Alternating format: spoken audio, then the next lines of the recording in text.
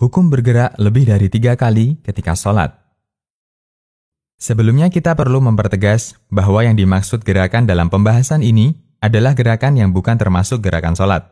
Terdapat banyak dalil yang menunjukkan bahwa Nabi SAW melakukan gerakan yang bukan termasuk gerakan sholat, seperti menggendong cucu beliau, memindahkan orang, melepas sandal, membukakan pintu, bergerak maju, dan yang lainnya. Berikut beberapa riwayat tersebut. Pertama, Nabi SAW menggendong cucunya, bernama Umamah bintu Abil As. Ibunya Umamah bernama Zainab, putri sulung Nabi SAW.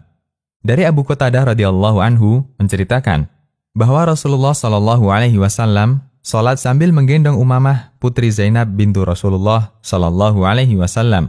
Apabila beliau sujud, beliau letakkan Umamah, dan apabila beliau bangkit, beliau menggendongnya. Hadis riwayat Bukhari, Muslim, dan yang lainnya.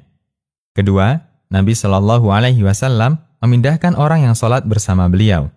Dari Ibnu Abbas radhiyallahu anhuma menceritakan, Nabi SAW melakukan sholat malam. Kemudian aku ikut sholat bersama beliau.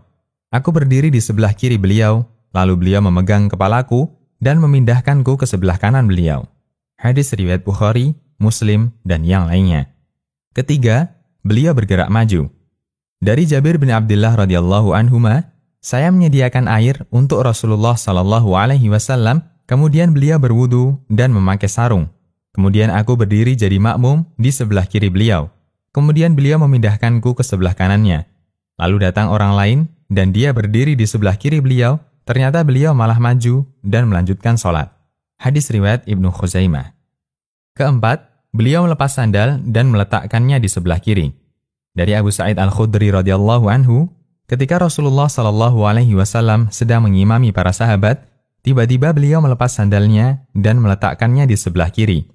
Para sahabat yang melihat beliau langsung melepas sandal mereka. Hadis riwayat Ahmad, Abu Daud, dan disahihkan Syu'aib Al-Arnaud. Kelima, beliau membuka pintu. Dari Aisyah radhiyallahu anha, beliau menceritakan, saya minta dibukakan pintu, sementara Rasulullah SAW sedang sholat sunnah, dan pintu ada di arah kiblat. Kemudian beliau berjalan serong kanan atau serong kiri, lalu membuka pintu dan kembali ke tempat sholatnya. Hadis riwayat Nasa'i, Abu Daud, dan dihasankan Al-Albani. Dan masih banyak beberapa riwayat lainnya yang menunjukkan gerakan beliau ketika sholat. Bisa dipastikan, gerakan yang beliau lakukan lebih dari 3 kali. Sementara beliau sama sekali tidak membatalkan sholat yang sedang beliau kerjakan. Semua ini dalil bahwa gerakan di luar sholat yang lebih dari 3 kali tidak membatalkan sholat. Kapan gerakan itu bisa membatalkan sholat? Imam Ibnu Utsaimin menjelaskan bahwa gerakan selain bagian dari sholat yang dilakukan ketika sholat tidak secara mutlak bisa membatalkan sholat. Gerakan itu terhitung membatalkan sholat jika terpenuhi beberapa syarat. Beliau menyebutkan, syarat batalnya sholat karena melakukan gerakan selain bagian dari sholat ada 4. 1. Sering. 2. Bukan bagian dari gerakan sholat. 3. Tidak ada kebutuhan mendesak. 4. Berturut-turut, artinya tidak terpisah. Asy-Syarh Al-Mumti'. Beliau juga menjelaskan, jika gerakan yang banyak tersebut dilakukan secara terpisah-pisah, maka tidak membatalkan sholat.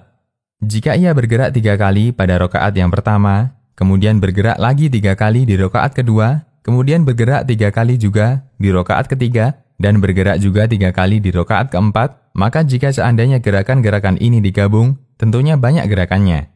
Akan tetapi, tatkala gerakan-gerakan tersebut terpisah-pisah, maka jadi sedikit jika ditinjau pada setiap rakaat masing-masing, dan hal ini tidak membatalkan sholat. Syarhul Mumti'.